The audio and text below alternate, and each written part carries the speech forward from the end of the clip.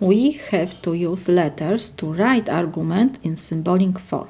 What is first argument? Argument consists of set of statements called promises. In some books we can find that this is hypothesis, and another statement called the conclusion. So let's look our example. We have, if I work hard, then I learn lots of money. If I learn lots of money, then I buy a house. Therefore, if I work hard, then I buy a house. So let me put that P will represent simple statement, I work hard.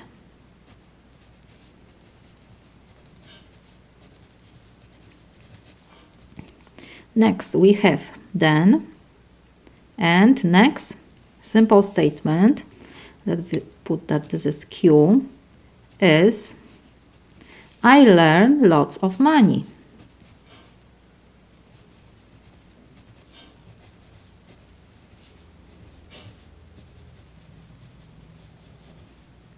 Next we have, if I learn lots of money, so again we have the same statement, simple statement, and next I have then I buy a house. So I will put that R is simple statement, I buy a house.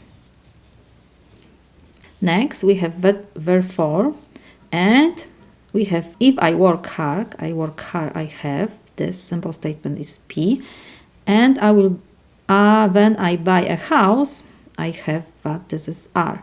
So now let's read from the beginning. We have, if I work hard, then I learn lots of money.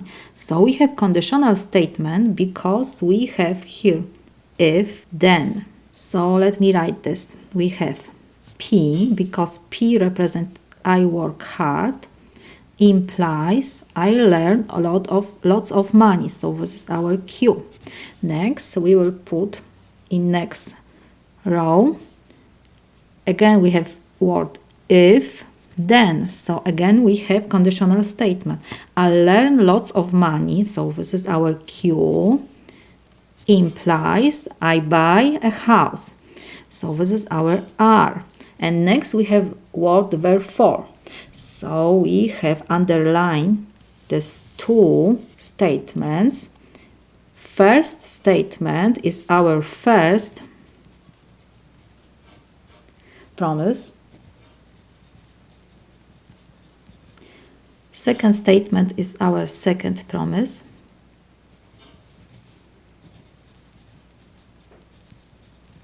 For word therefore, we have next, we use 3 dots.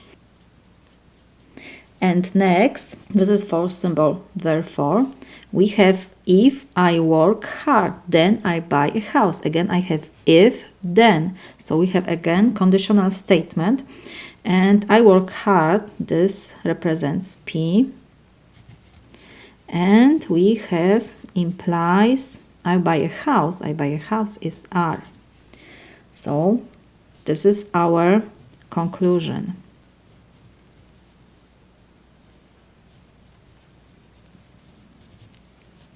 This is my solution.